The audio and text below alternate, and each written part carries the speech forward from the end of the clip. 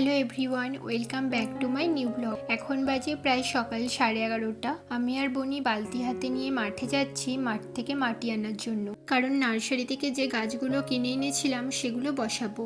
আর এখন যেহেতু আলু বসানোর সিজন চলছে, তাই জমি চষা হয় আর মাটিটা খুব উর্বর থাকে। ওই মাটিতে বেশ ভালো গাছ হয়। চলো তবে আমরা জমি থেকে মাটি ভরে আনি।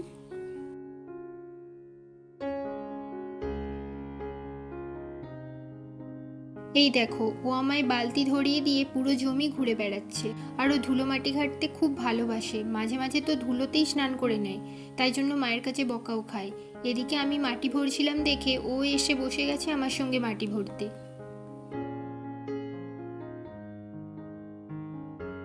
এই দেখো, আমাদের মাটি ভরা হয়ে গেছে। এবার চলো বাড়ি যাই। আমরা মাটি নিয়ে চলে এসেছি। এবার মাটিগুলো আমরা টবের মধ্যে ভরে নেব। তারপর বিকেলে আমরা গাছগুলো বসাবো, কারণ এখন যেহেতু দুপুরবেলা, তাই গাছগুলো এখন যদি বসাই রোদের মধ্যে গাছের পাতাগুলো ঝিমিয়ে যাবে। সেজন্যই আমরা বিকেলে গাছগুলো বসাবো। আর গাছ বসানোর সব থেকে ভালো সময় হলো বিকেলবেলা, যেহেতু রাতে শিশিরটা পাবে, তাই গাছগুলো ঝিমোবে না। আর আমার কাছে যেহেতু এত টব ছিল না, তাই কিছু বস্তার মধ্যেও মাটি ভরে নিয়েছি গাছগুলো বসানোর জন্য।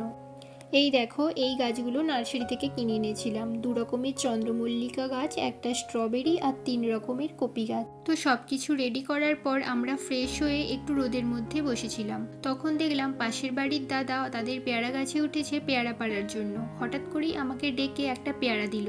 এই দুপুরের রোদের মধ্যে নুন লঙ্কা মাখিয়ে পেয়ারা খেতে বেশ ভালোই লাগছিল।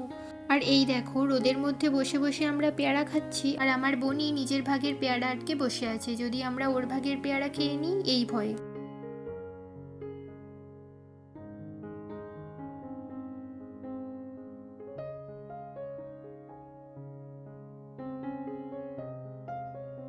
তো দুপুরে রোদটা পড়ে যাওয়ার পর আমি আর ভাই গাছগুলো বসাতে শুরু করে দিয়েছিলাম। আগে এই কপি গাছগুলো বসিয়ে দিচ্ছিলাম, কারণ এগুলোর গোড়ায় তো কোনো মাটি ছিল না, সেজন্য এই গাছগুলো খুব তাড়াতাড়ি ঝিমিয়ে পড়েছিল। ছাদে শুধু আমি 2টো সবুজ কপি চারা লাগিয়েছি, আর বাকি চারাগুলো মাকে দিয়ে দিয়েছি জমিতে বসানোর জন্য। আর এদিকে বিন করার দানাগুলোও বসিয়ে দিচ্ছি। এই গাছের শিকড় যেহেতু বেশি দূর চারায় না, সেজন্য একটা জায়গার মধ্যেই 4টে দানা বসিয়ে দিয়েছি। এরপর বসিয়ে নিচ্ছিলাম আমার প্রিয় স্ট্রবেরি গাছটা।